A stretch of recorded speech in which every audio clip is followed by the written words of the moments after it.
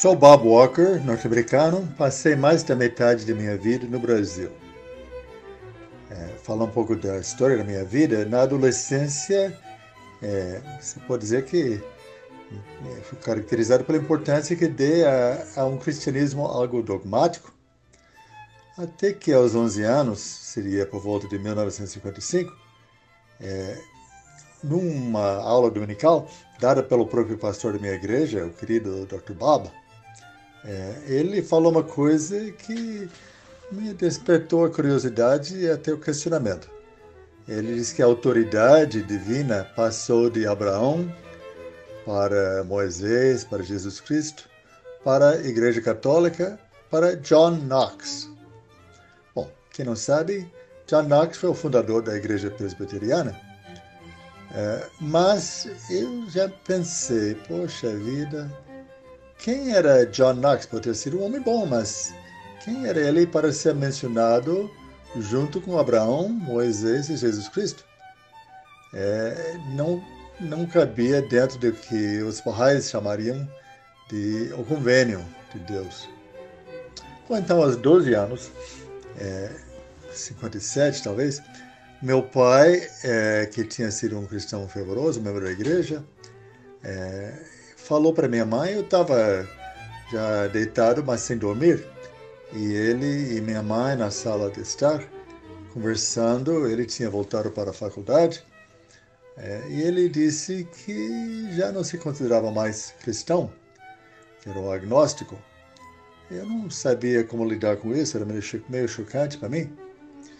Então, como se faz, às vezes, eu abri a Bíblia justamente no capítulo 21 do livro de São Mateus, no Sermão do Monte das Oliveiras, onde Jesus afirma que após o tempo de tribulação e do escurecimento do sol, da lua e das estrelas, seria visto o sinal do Filho do Homem vindo sobre as nuvens com poder e grande glória. E já me ocorreu que um dia eu chegaria a falar para as pessoas disso, que Jesus Cristo já tinha voltado. Eu não sabia nada da fé Bahá'í. Bom, depois, o período de ensino secundário, 59 a 62, meu pai já me deu um livro que mostra a diversidade das origens das doutrinas cristãs, que era muito chocante para mim na época. Me levou a me afastar da igreja. Para mim, hoje, não choca nada, porque a gente já sabe que todas as religiões são uma só e se interagem, uma influencia a outra. Mas, para mim, na época, era difícil de lidar com isso. Eu participava, no colégio, participava da equipe de debate, como também o colégio vizinho. E nossas duas equipes saíram um dia para almoçar juntos. Sentamos numa longa mesa num restaurante, eu num canto e no outro canto tinha um rapaz que não estava comendo. Aí eu gritei para ele, por que você não está comendo? Ele disse, porque é o jejum Bahá'í. Aí eu perguntei, o que é isso? E ele me explicou para mim e para todo mundo na mesa, porque eu era o mais distante de todos. Depois nós tornamos grandes amigos. Ele foi o Doug Rue, você pode ver na foto aí. Depois fiz um trabalho de classe e, como muitas vezes acontece, deixei por última hora, não sabia muito bem datilografar. Minha mãe ficou até as altas horas datilografando na véspera. E imagina como era hilário, né? Ela tentando acertar como se escreve Baha'u'lláh, B-A-H-A com acento, I, apóstrofe I, apóstrofe B-A-H-A com acento. E a mesma coisa com Bahá'í, Abdul-Bahá e tudo. Ela ria bastante, e especialmente por estar fazendo esse serviço em altas horas da madrugada. Essa família Rue, Doug era filho de David e Meg Rue. David posteriormente foi secretário da Assembleia Nacional dos Estados Unidos e membro da Casa Universal de Justiça. Mas na casa deles, que era um bairro mais chique que o nosso, no, na grande área de Kansas City. A casa deles era conhecida pelos vizinhos como Pequena ONU, porque toda sexta-feira eles se uniam, quando era tempo bom, jogavam vôlei, depois entrava dentro de casa, cantava música, se tinha uma palestra, chamamos de Fireside. Eu participava, gostava muito, e a Meg Rue me deu então Ladrão na Noite, que confesso que ficou meses sobre minha prateleira, até que um dia, uma noite, às 8 da noite, resolvi pegar e ler até 2 da madrugada, quando liguei para a Meg, coitada, para dizer que eu queria ser Bahá'í. Mas eu ainda tinha dúvidas. Por exemplo, o cartão de declaração naquela época dizia que tinha que aceitar todas as cláusulas da última vontade de testamento de Abdu'l-Bahá. Aí eu peguei, li e lá encontrei a frase que diz que a ninguém é dado o direito de colocar suas próprias opiniões. Eu não percebi que era opinião a respeito do convênio. Pensei, poxa, isso não é para mim não. Aí demorei mais tempo para me declarar. A grande sinceridade de um Bahá'í negro chamado Fred Ward, que eu posso dizer que foi meu pai espiritual, ele me convenceu e realmente resolvi me declarar. E a amizade dele e o exemplo de Doug Rue me motivaram a amizade com negros, que é coisa desconhecida, é nosso subúrbio. E também na participação no movimento de direitos civis. Ele participava muito mais que eu, mas eu tive alguma participação. Quem participava mais, na verdade, eram meus pais. Quando eu fui embora para a faculdade, eles continuaram participando. Na universidade, que comecei em 62, eu cheguei com 2 semanas de antecedência antes das aulas. Fui para a biblioteca antiga, que tinha livros antigos de Edward Granville Brown, que depois da maravilhosa entrevista com Baha'u'lláh, ficou com o pé atrás, brigou com Abdu'l-Bahá, escrevia coisas negativas. Também li a tradução mal intencionada de 2 pastores, a tradução de Kitab al-Aqdas, e novamente então surgem aquelas dúvidas. Até que li o livro da certeza que eu tinha ganho como presente de declaração, aí eu comecei a entender que a livre pesquisa da verdade é importante, mas não o contínuo questionamento da autenticidade do manifestante. Que eu gosto até hoje de conversas significativas com pessoas de diferentes etnias. Por exemplo, tive a oportunidade de proclamar a fé a Malcolm X. Não sei se teve influência, talvez você possa ver alguma coisa no último capítulo da autobiografia dele. Um dia estávamos eu e Isamari, minha esposa, estudando na Universidade de Massachusetts e morando numa cidade próxima que chama Northampton. E de repente dei buenos dias para 2 porto-riquenhos na rua.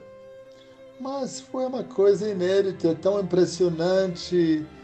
Ficaram grandes admiradores. Comecei a frequentar os encontros dos porto-riquenhos e acabou muitos deles se declarando Bahá'í, inclusive para poder participar da festa de 19 dias. Então, enchemos o carro, eles foram participar no dormitório da Smith College, uma faculdade para garotas ricas, e realmente foi muito emocionante, né? Ver um pouco de colocar em prática o princípio da unidade na diversidade. Depois,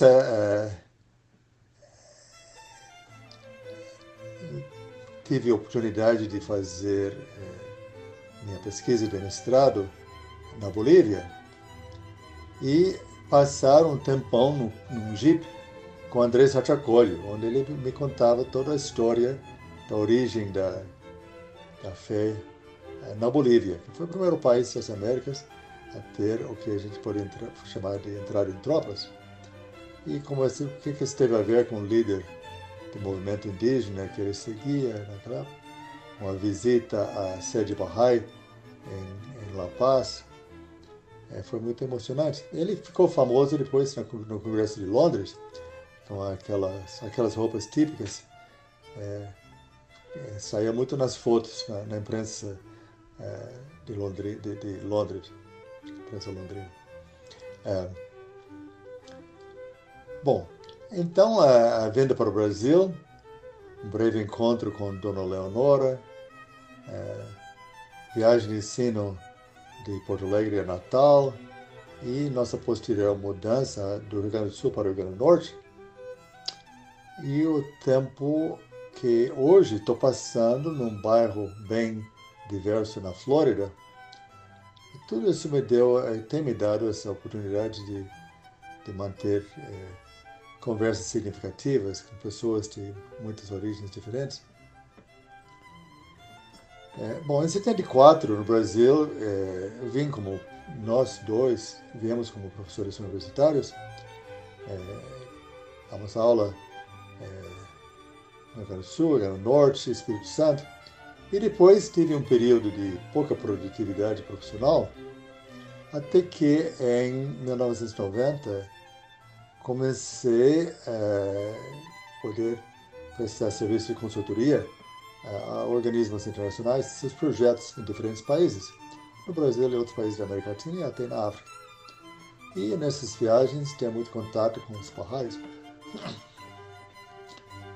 e oportunidades também de contribuir na área de tradução, tanto profissional quanto Bahá'í. Em 1984, meus pais chegaram ao Brasil, Margaret e James Walker. Fizeram uma grande contribuição, que é outra história. Eu sempre tive muito amor pelo campo e seus povos. Então, em 85, na nossa família, a Marian, Shanta, Leila e eu, nos mudamos para Nova Betânia, uma área rural no Distrito Federal de Brasília. E temos até hoje oportunidades interessantes de ensino nas áreas rurais. Nesse tempo todo, tenho lutado muito com o ego. Desde o comentário de Dr. David Rue, na minha juventude, onde ele me comentou numa reunião: Bob, você tem um grande problema com seu ego. Eu, na minha petulância, respondi: problema? E o meu orgulho do meu ego. Mas naquela época a palavra ego, e até hoje, tem uma conotação positiva. Os psicólogos falam em ego strength, essa coisa toda.